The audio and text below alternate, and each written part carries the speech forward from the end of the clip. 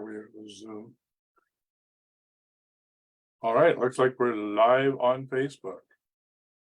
All right, so welcome everybody. I'm just gonna record here, so give me a sec. Where is this record button? I can't find the record button. Somewhere down here. Oh, here we are. All right, so we're live on Facebook and recording. This is Tyson Bannigan.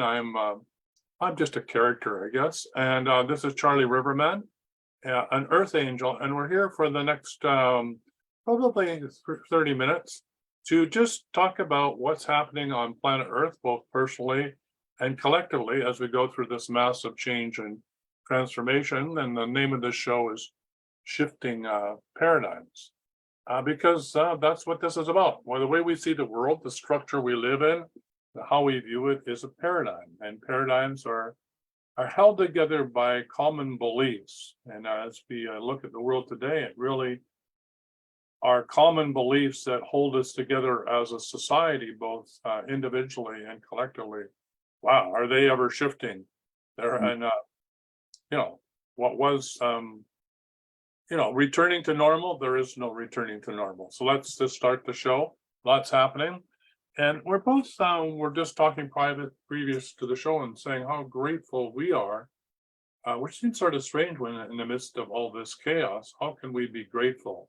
What are we grateful for, Charlie? Well, it's easy for me to say that I'm grateful that I wake up every day. And for those of you who have listened to us before, I'm a near-death experiencer. I don't like that terminology, but it's one that's common. And so being here as what I call an Earth Angel, the first thing I do when I wake up in the morning and open my eyes, irregardless of what the dream state has been, I look and I say, I'm here. So there's sort of a, for me, and I share with other people, is to realize that we exist beyond this physical body. And that's what I have gratitude for, is that I can live in this physical body. And I know there'll be a time. Yesterday was my birthday. I turned 74. And my plan is to live another 20 years. It's irregardless of why I've chosen that, but that's what I look at. I look at this is day one of 20 years, a 20-year period. And I encourage people to look at that, look at your timelines, look at the stages of your life, and realize that at certain stages you did certain things. And then you come to this place where you're not really sure. And we're all there now because of the paradigm shifting. And I may be drifting off what you asked, Tyson, but to come and what are we grateful for? I'm grateful to be here in this physical body.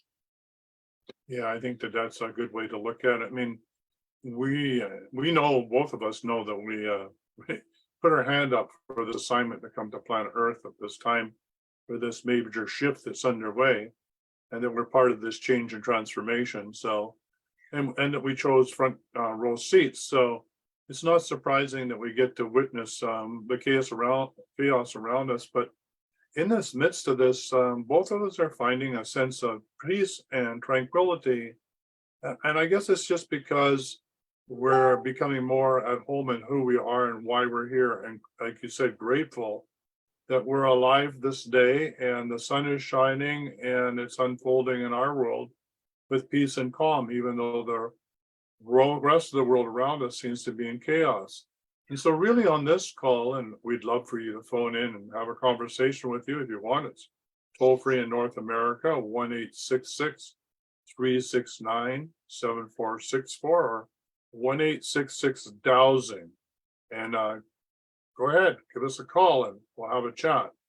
Maybe this is happening for you, or maybe you're in chaos and would like us to help you bring some peace and tranquility to your life. But yeah, I hope many others on the planet, and I think that that's probably true, like us, are finding in the midst of this chaos, peace. sort of like the hurricane when it comes through, right? There's always that eye of the storm where it's tranquil, right? Mhm. Yeah, That's a perfect analogy. Thank you. I mean, because that's, again, that's what I have felt. I felt yesterday, and it was almost, I would say, overwhelming in many ways. But when I looked at it, I didn't go into, oh, I want this every day, because I know that I probably couldn't sustain that every day. But to know that that kind of a sense of peacefulness and self-awareness exists without any frustration with others, without any energy frequencies triggering me into not liking something or judging something. It was very strange. It was very strange. The lesson was that it's possible. the other part of this for me was not judging myself, which was equally insightful. Yeah. Here I am clearing up the greenhouse, and I'm getting tired, and I'm doing all these plants, and I'm not frustrated. Usually I get frustrated. The job is taking longer, or I trip over something, or it isn't the way I want it. There was none of that. It was just me in the greenhouse cleaning it up and just being grateful for every moment that I had, and just doing what was presented and not making any judgment about myself or what I should be doing or couldn't be doing, or how I should be doing it better or whatever, which for me is, well, it's just really nice not to have that mind chatter. Yeah, no expectations. Right. And Yeah. when you was talking about that, that's what I think was coming through. No expectations of outcome.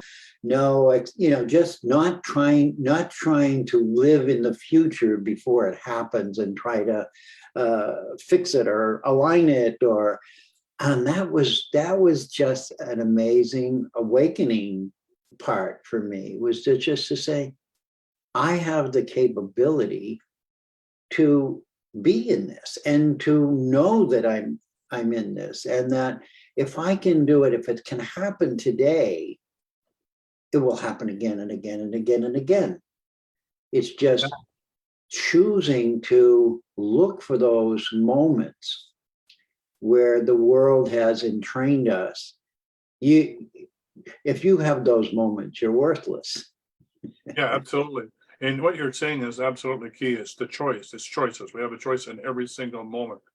Do we want to come from our human mind consciousness, which is our current reality, which is all can be confused by our childhood, the way we were raised, our social beliefs, political beliefs, cultural beliefs, all these things about I'm not good enough, I need to do this in order to succeed or be, or whatever the story is, right? That we believed in, which is all false, because we are all earth angels. We are already whole, sound, and complete. We're already one, and we're already all connected, even though we can't remember that in every moment. So that conscious choice in that moment is, do I want to experience this moment of reality from that state of confusion of my human mind consciousness and try and make sense of it? Or do I just want to come from my true nature, which is I'm one with the situation, with what's being presented, good, bad, or ugly, that it's all okay, that it's all on track, and that I'm okay with what's happening, and I can surrender and let go to the flow of what is involving or flowing in my life. Two different realities.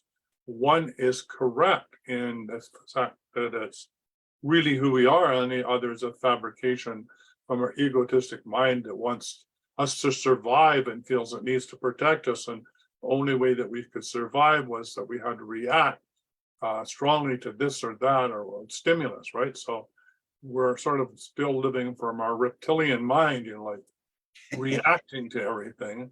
And the other mind says, no, I don't need to do that anymore, right? I feel calm and peaceful and tranquil no matter what's happening. Yeah. Yeah, it's an evolutionary process. Yeah. And I think, thank you for that understanding, because it's really about us awakening within ourselves. And looking at the passage of our life from birth to this moment, wherever you are, whatever age you are at, and looking around us and seeing all of the density, the destruction, the pain, the suffering, all of that, and how we're learning now how to feel and understand what it's doing to us emotionally, and which is energetically. Mhm. And when we look at that, when we take it out of the storybooks and we look at it as a vibration, if you will, as a electromagnetic vibration that is disturbing everything in our physical body. Now, whether it's intention or not is irrelevant, but it's becoming aware of this and then recognizing in that moment, like you had and I had, where it didn't exist. And it's an awakening. It's for me, it was actually stunning, because I went back in my lifetime and said, when have I ever felt this energy like this before? Did I, and not recognize it? Did I understand? And I didn't. And yet, the guidance was telling me, but it's always been there. Yeah, absolutely. It's always been there. That's the power of it.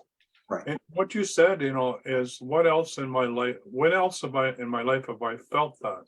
And that's one of the keys to make that shift from the human mind consciousness, when you feel like bogged down and overwhelmed and you're reacting like some type of reptilian, you're angry or steam coming out of your ears or whatever's going on. If you can just catch yourself and think, wow, what situation in my life did I feel just totally at peace in that one? And if you can just grab that emotion in that moment, you'll make that shift, right? Can make that shift out of that almost primal scream of trying to figure something else, or feeling trapped, or that you need to do something in order to succeed, and catch yourself. And then you're on the beach of life, or you're surfing that wave of creativity, and you let go. And all of a sudden, the whole world brightens up around you. And what was you entrapping you in your emotions is gone. Now, if we can do this, if we can learn to do this, right? The more we do that, the more we teach our subconscious mind that we want to no longer dwell in that reptilian mind of reaction. We want to catch that reaction and shift into our true nature, which is already one and at peace with everything it is, right? There is no separation. So that's the practice that I'm in, right? No, and I love your explanation of the sort of the primordial brain and the journey we've been on in our evolutionary process as human beings has really taken on many wrong turns. And I'm not judging them as good or bad, but they've drifted away from the, how do I say it? I'll call it the divine purpose, for lack of better words, the purpose and power that we really have in our hearts. And the journey is really right now, I've said it before, Tyson said it, is from our head to our hearts. Okay? When we're born, the journey is from our heart to our head. So where did we come from before the heart? Yeah, absolutely. We have been taught that we only exist right here now because we were born. And there was no existence before that. There's no existence after it. Yeah, and of course, the reptilian mind, I mean, we came from being one in our mother's womb, right? We became one, like you said, I think, Charlie, before, that, the heart was the first part that actually was created, right? So we are heart-centered beings, and then we developed a brain. But as we were born in the world, we discovered quickly that our survival depended on getting our needs met. And the only way to get our needs met was to satisfy somebody outside of ourselves. In the first case, it was our parents. And if we didn't cry or tell them that we needed to be fed, then we felt we may not be fed. We may literally starve. So we got to learn how to manipulate the world. And we knew that if we did certain things, we would get certain results. So now we were fabricating a reality around us in order to survive. Because we've come from the world where everything was provided for us and all our needs were met. And so we've made this journey into density and forgotten that in our true nature, all of our needs are met, right? They always have been and always will be, but we've learned through our primal needs, our fear, doubts, shame, and guilt, the way that we were raised, that we had to react in certain ways to get our needs met. And so we felt that that's the way we run our lives, run our business, run our culture, run our society, when in actual fact, that puts us in a lot of tension and, the survival of the fittest type way of seeing the world.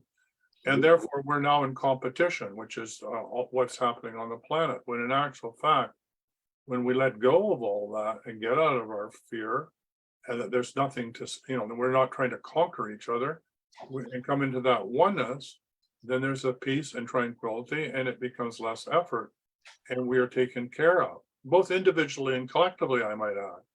So that's what some of us are learning, is how do we live in this tranquil state of being in our heart in the midst of absolute chaos in the world around us. That's the big test right now. These lessons are not being met on the top of the mountain with a guru. These are not being learned in a Zen monastery by being in meditation, 24 hours a day. These are real life, eyes awake meditation of assuming your divine true nature with every breath, in every moment. And that's what we're being asked to do. Nobody said it was easy, but it's doable.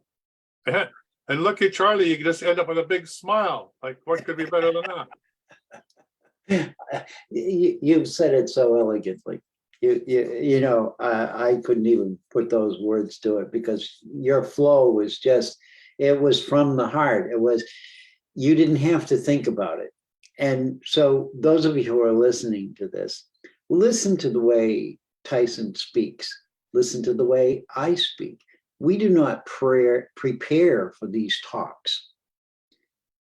If we were to prepare for these talks, we would have this program chart, and you go 1, 2, 3, and maybe you skip to 6 and move them around. Okay, that's what the world does to us. It creates a structure based on what they want you to focus on. When we come here and speak, we're speaking from a higher, wider space within us that we can't put words and labels on.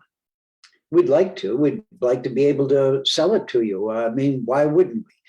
But the reality is what we're here to tell you is that each one of you have that space within you. Mm-hmm. And it's the question now is, how do we get rid of all of the systems that we've been programmed in? How do we open the windows in those rooms and let the air circulate? How do we open the doors so that we can move through those?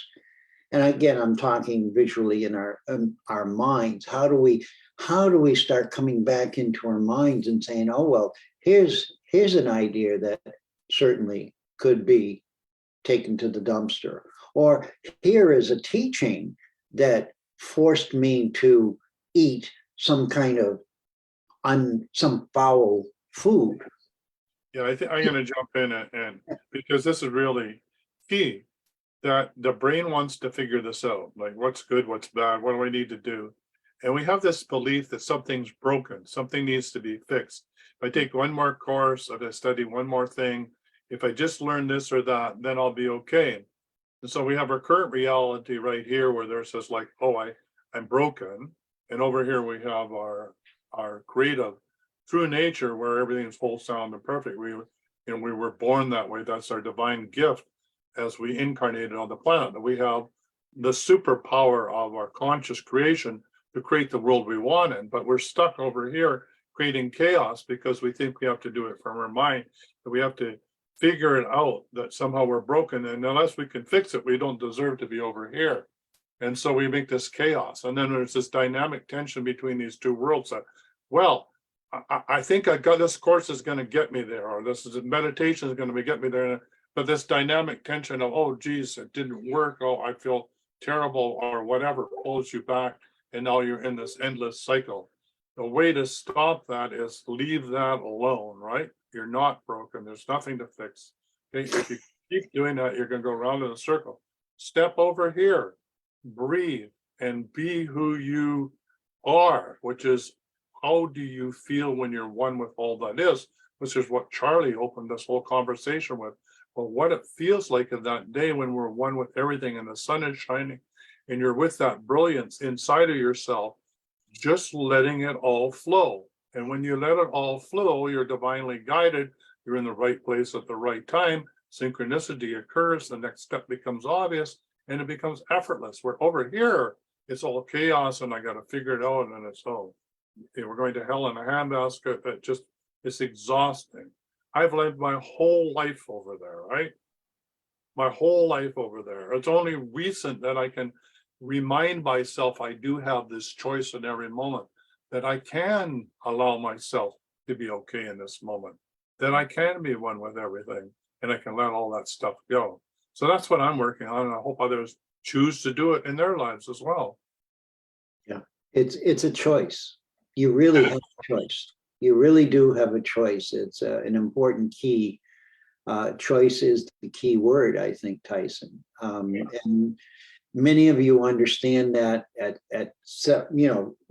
levels, but we're here to remind you that the greatest obstacles that you are feeling, you have the ability to see them differently. Yeah, absolutely. And if you want some help with that, we are open on this call, and I know we're coming to the end of the show today, but we'll be back on Saturday at the same time. But you can phone in toll free. It's 1-866-369-7464 or 1-866-Dowsing and ask a question. And if you're listening to the show on the replay, you can also phone that number and connect with either Charlie or myself. We can help you maybe make this next step in your life to let go of what no longer serves you, so you can step into the brilliance and become the master of your own world, the captain of your own ship. And what could be better than that? Absolutely. Yeah. Oh, we're going to wrap it up, Charlie, pretty soon. Do you have a poem or a quote? Of course I do. Just before we came here, I was at a ceremony for a person who passed away, who led his whole life for the goodness of all. He was a poet, he was a songwriter, he was a musician, he worked with fields of energies and understandings that I'm looking to dive into deeper. He never appeared in my relationship, but in this coming together in ceremony of the people who knew him throughout their life and admired him and worked together, I could feel exactly what we're talking about now. Was he didn't have that part of him that said, I have to do it this way. I'm going to listen and I'm going to do it my way, and honor that and know that the way that I'm talking isn't mine, it's ours. Right. Yeah. It's all ours. And so in 2013, I've been writing for years, poetry and things. And I don't necessarily, I haven't published any. Maybe that will happen one day. But I asked him in that moment when I connected with his soul and mine, and I said, I want to add something to the field, but I don't really know you. And I've just heard of you lately, and I've been guided not to study you or whatever, because I wanted to experience you. So the message for all of us is, can we experience each other?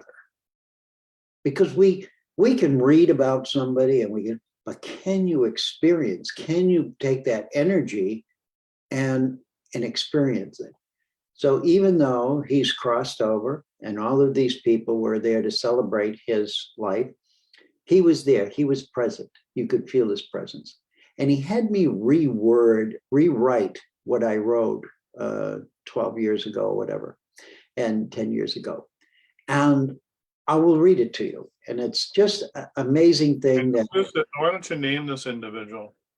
David Ison. So it's David, and it's Ison. And many of you may know him and may have heard of him and studied with him and or followed him or heard him sing or whatever. I'm sure that if you did, you would have had a fond remembering. And for those of you who have, he's still speaking to you. So listen. So this is a poem that I wrote before about life and being beyond our nature, because we think of ourselves as what we've been taught.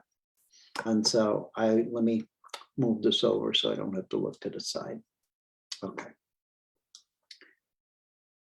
Well beyond our nature, we expand into the greatness of our truthful experience, beyond words, beyond consciousness.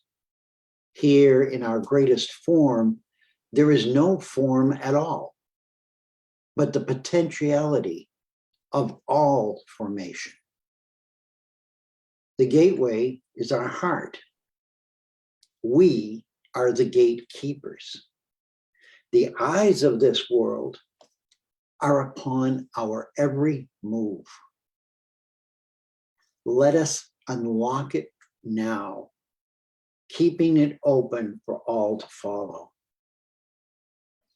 In disbelief, they tune in and fall back away into apathy, returning to their fearfulness and constant programming of that which they have become.